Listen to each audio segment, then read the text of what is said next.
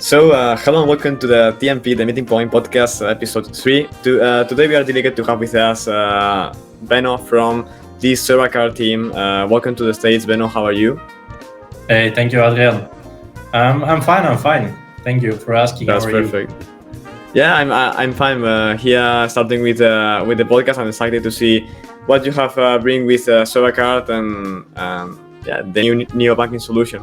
So let's start with who you are, Beno, and you can introduce yourself better than me. So sure. Perfect. Thanks. So I'm Beno. I'm originally from Belgium, but I live abroad, and I have a background in law and technology services before committing my time and dedicating my time to Sora full time since about 2 years, a bit more. And that's a bit my general background in crypto. I bought my first Bitcoin in 2014. Right after the bull run, so made some loss there, then wasn't very successful, came back later when more and more people around me started talking about it, and it made first steps in trading in 2017-18, and but it was all more as a passive investor. And so it's only since I read about Sora in summer of 2020 that I found something that I really wanted to dedicate and spend more time on to make to support the purpose of making it a success.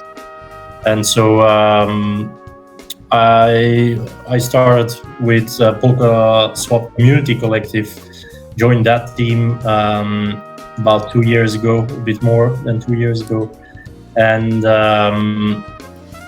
that transformed over time through changes of people and interests, transformed into Polka Biome, which is still very active today, and then which is mainly leading community initiatives for Polka Swap and Sora. And from there we started about a year ago, a bit longer even, with Sora card.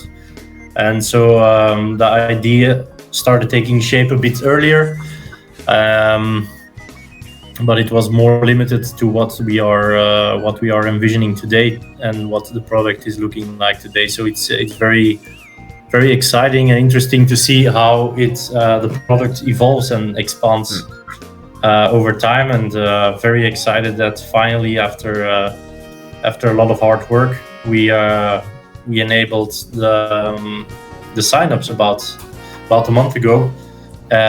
Next step would be to enable the IBAN, so people can already transact and receive funds and send payments through their IBAN and through the applications.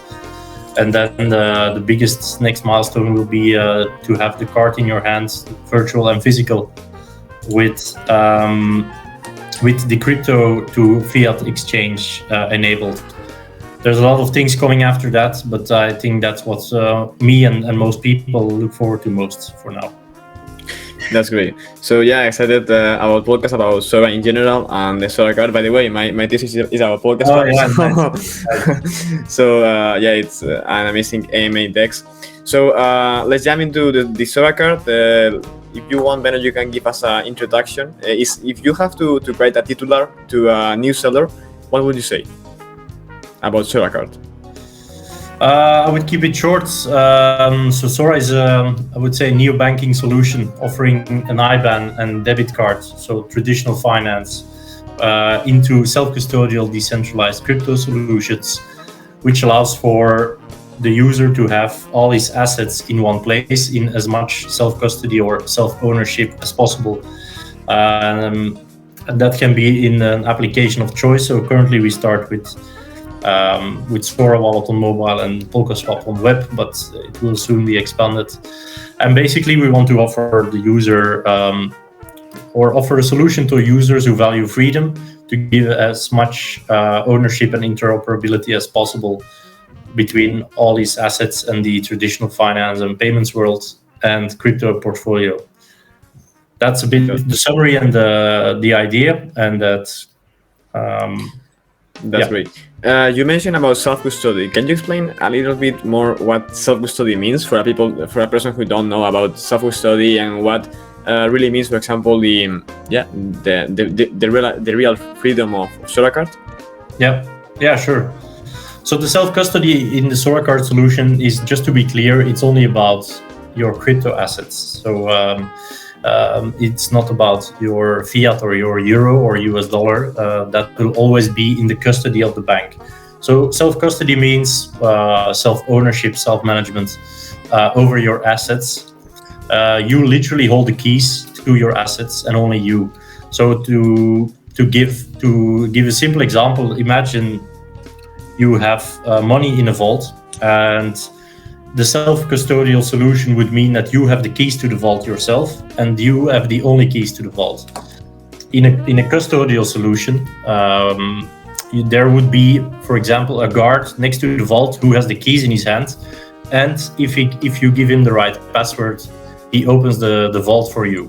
But on a bad day, or when something is wrong or the guard is not there, basically you don't have the keys. So in case the guard makes a certain decision, you cannot have access to your own money in the vault.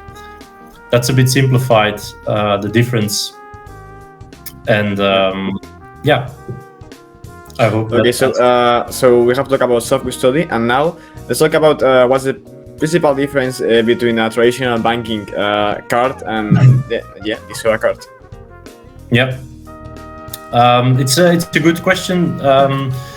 So we are working together with MasterCard on a MasterCard debit card. So in theory, there is not that much difference, right? So you have a MasterCard debit card that works anywhere in the world on the MasterCard network, and it is linked to an IBAN like most other MasterCard debit cards.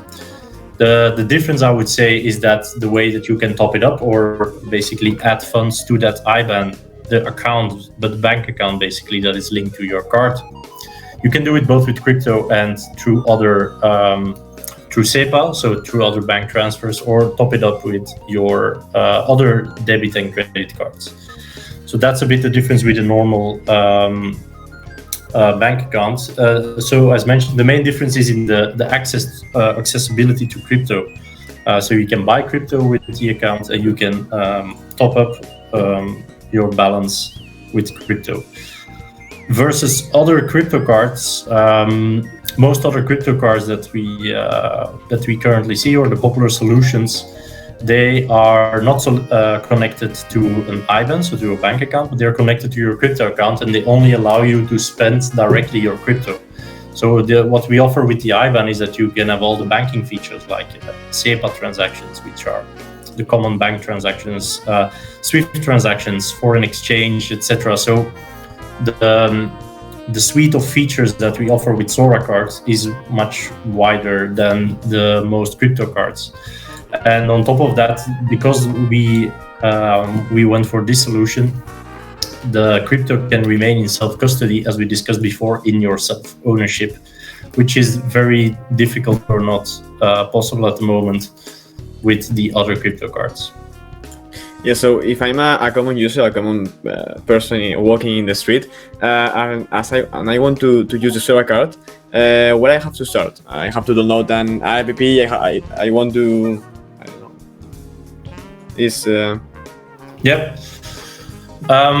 It's pretty easy. I would recommend for someone completely new to go to soracard.com because he or she will probably not yet have a Sora wallet. And then take the time to read about it, right? So before you sign up for a product or pay for something that is new to you, I would always recommend to inform yourself a bit better, which we're trying to achieve with soracard.com. Then once you are convinced this is a product for me, you can go two ways at the moment, and in the future more. But so if you prefer to have the mobile solution, then you can download the Sora wallet through soracard.com, or just go to the App Store or the Play Store. So you download Sora wallet, and there you follow a very straightforward KYC process for application. creating your Sora account. And also, currently, if you have 100 euros worth of Sora, you can apply for free for the Sora card product. If you prefer for the web option, which is definitely possible as well, you can go to polkaswap.io and go through the same steps of creating a Sora account and applying through the Sora card page on PolkaSwap. And soon, applications will also be enabled for Fearless Wallet. So that's something to look out for as well.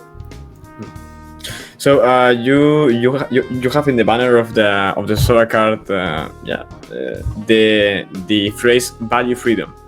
Can you explain us how the traditional banking methods try to eliminate or ban that or ban that freedom?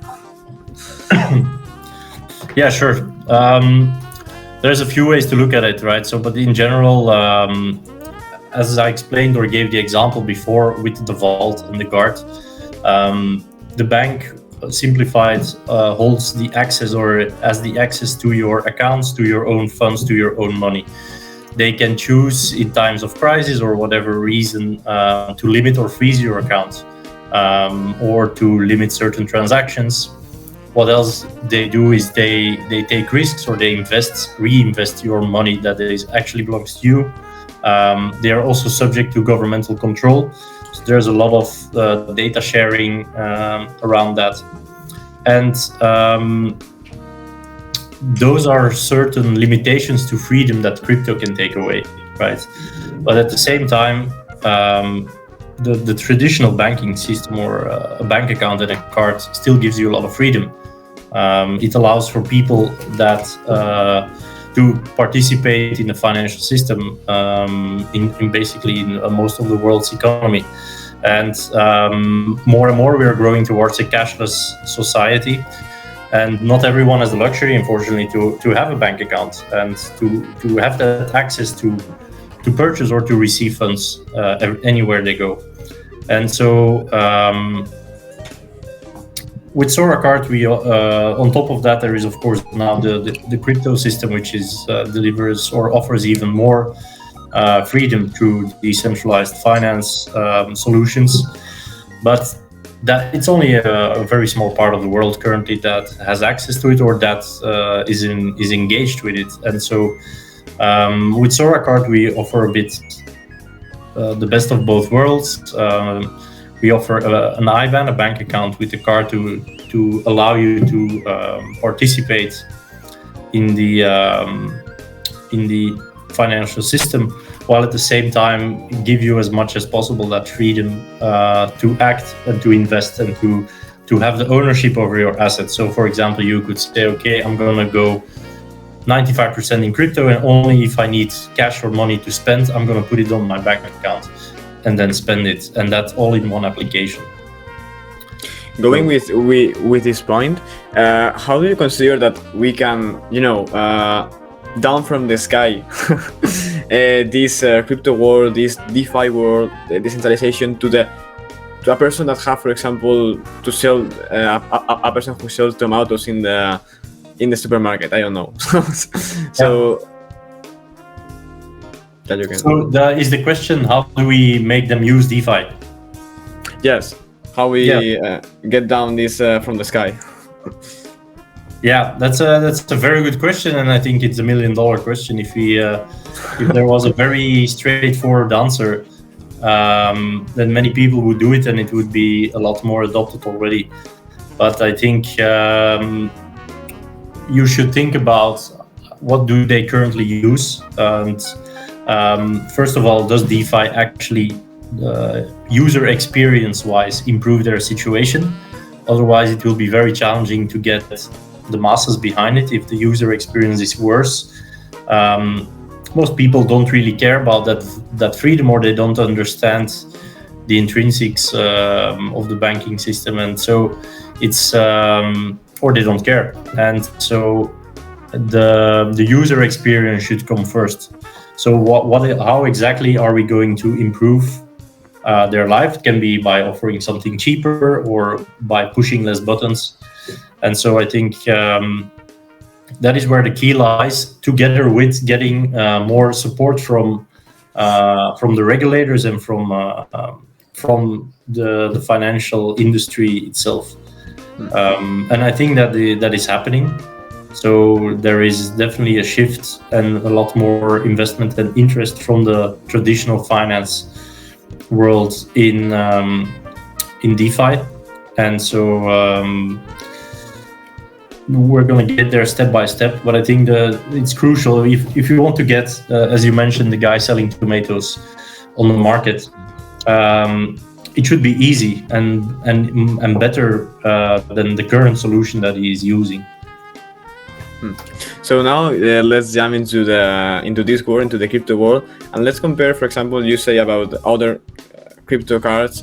What is the principal difference between Sora card and these crypto cards? Because I think that, for example, Crypto.com or Binance card, you don't really own your assets. So this is something. Yeah, correct. Yeah, you nailed it there. That's the main difference. So there are cards that are linked to an account on a centralized exchange, and so it means that they allow you access to a login to your assets where they hold the keys for, and that's basically the main difference. And also, Sora card is not just a card to spend your crypto, right? So you spend euros in the first instance, later other currencies as well. But it allows you to buy crypto as well, and you can, in these applications, you can buy, trade, sell, whatever you want to do, provide liquidity, earn passive income on that. And so it's not just a card to spend your crypto. I think most people in crypto, they want to be able to use crypto, but besides spending, just transacting freely with it, also buying and investing further with it, I think is high on the list. And so, yeah, that's a bit the difference. We offer more features, SEPA, SWIFT, and we offer that self-custodial piece over the crypto assets. So now let's jump into IBAN. Can you explain more about the international bank account number that Sora card is offering? And how a person can interact with it. We can make transfers to the other traditional banking account. I don't know. You can explain it.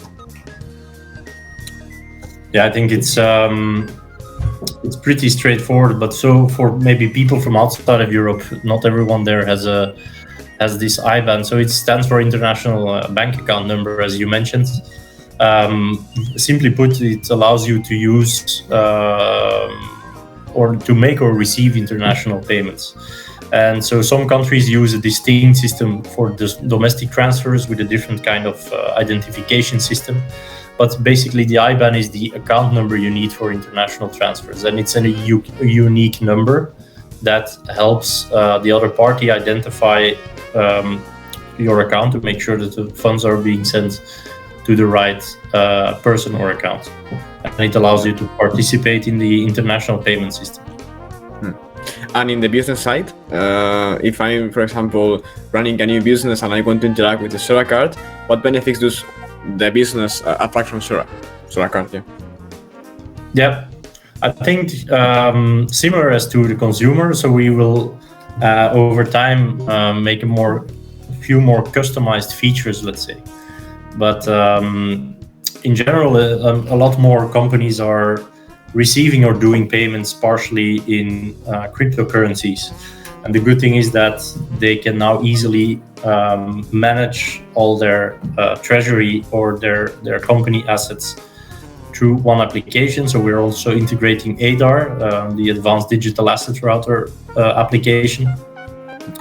And for companies, and a company can be a one-man company or it can be a 10,000-man company. But so for companies who like to keep their crypto assets rather in self-custody, or who like more freedom of transacting while still complying with regulatory tasks or tax regulation, they can definitely use Sora card for business.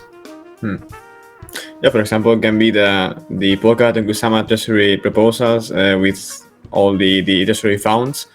this can be an example. So now let's jump into a question, a more personal question for you, Beno. It's why to build Sora Card inside the Sora ecosystem? What is Sora different from other ecosystems? So if you can. I think the vision of Sora, it stands out against other ecosystems, and how I see it in Sora, the crypto is a means to an end, right? So the blockchain is a means to an end to create a better world, to advance humanity, and by offering a democratic new economic system with high growth. And that is made possible thanks to blockchain and crypto technology. And it is not the purpose. The crypto or the blockchain technology is not the purpose itself. And so in that vision, which I strongly, I'm strongly working for to help achieve, I think the Sora Card is just one of the tools or one of the aspects to help people to increase financial inclusion and to offer them the tools for financial inclusion and more freedom. And so Sora Card is the piece of the puzzle that links the traditional current financial system with the crypto world, and with that democratic on-chain governance system. And so it is.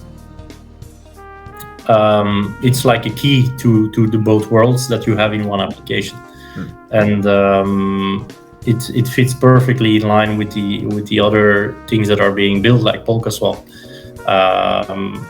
and yeah, that's why I think it really fits the narrative of Sora. You can be your own bank, and it's much more than that. Create the definitive DeFi tools, yeah. So we have seen the interoperability section in the Sora Card website.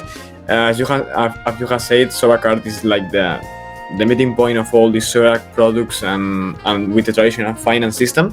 And yeah, I think you can explain us the interoperability between different ecosystems, different projects, different parachains, because in my opinion, they are like going on their own way, and they are not focusing on interact with all the projects. At the final point, we are all in the same road, you know.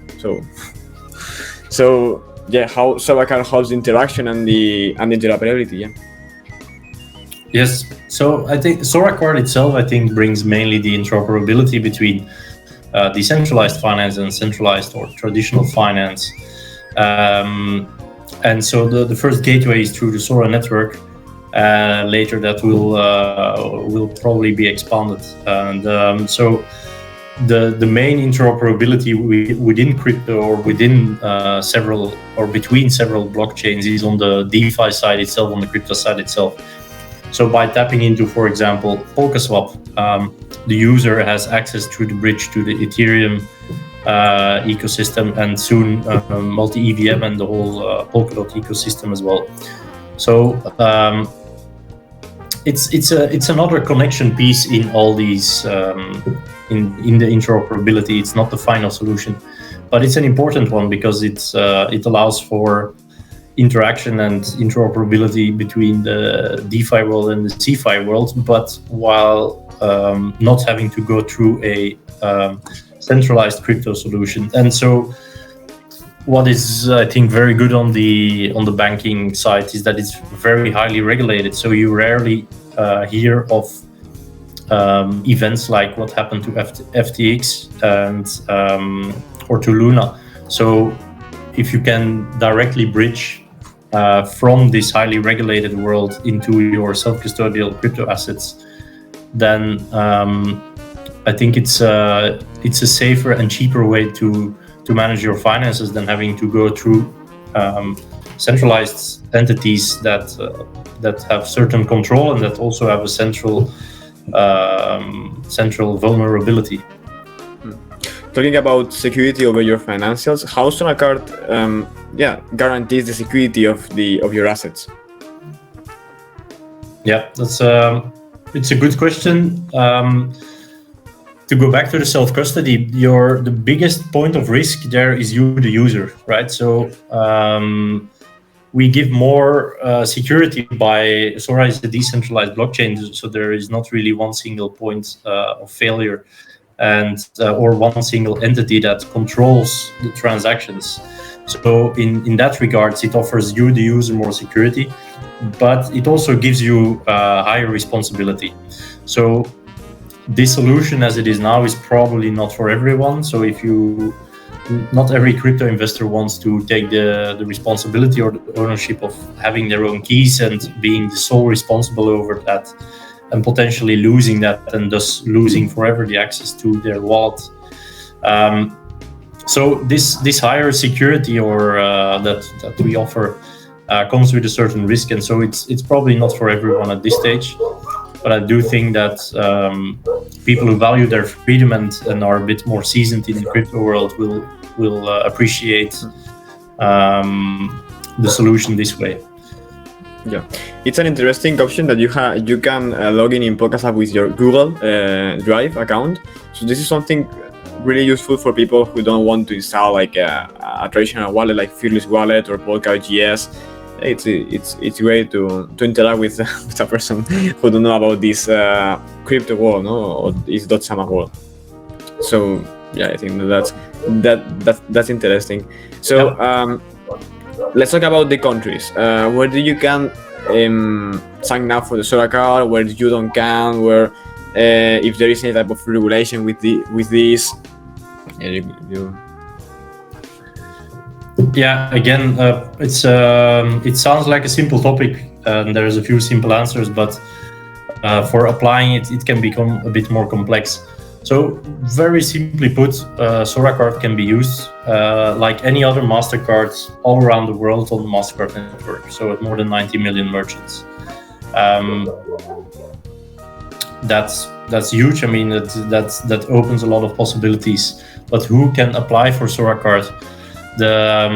It's a European IBAN, so a Lithuanian-based, where you get a Lithuanian IBAN, and people from all over Europe can apply for sure.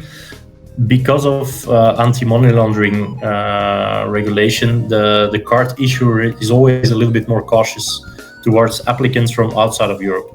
So we were able to enable it now for global applicants, and we are constantly in negotiation to get more flexibility there. So people will still get rejected, or their application will still get rejected, while it seems that all the documents and all the data were correct. So this will be more flexible over time.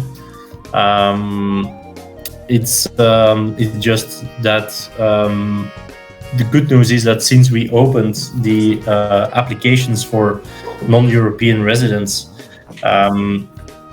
there was relative to the European resident application so many requests that the bank was became a little bit more cautious and said, like, okay, we would like to have a little bit more focus on, or more applications from Europe itself. So yeah, that shows that the Sora community is really global and enthusiastic about Sora card.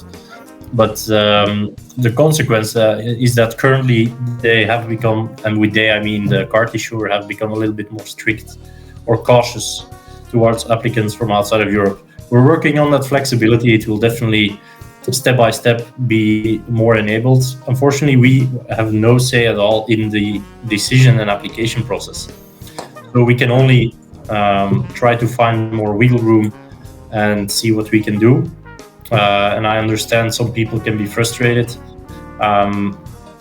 but please bear with us, and over time it will get more flexible for non-Europeans. That's great. So now, for finalize the interview, it's a question for you, for Beno. What are the challenges or the most difficult thing that you have to say, this was difficult and it's a bad experience for you to design the Sora card experience?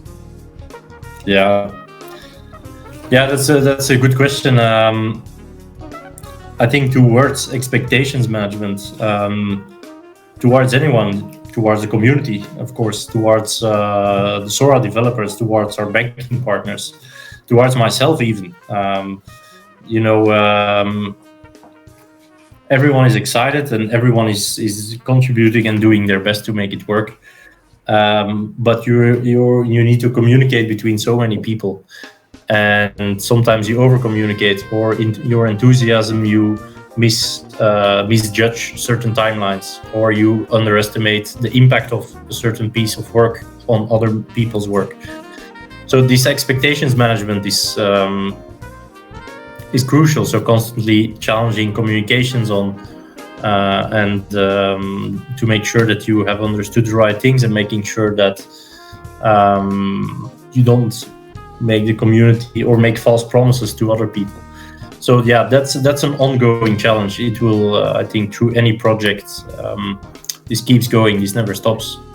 But it was, from my point of view, it was a challenge.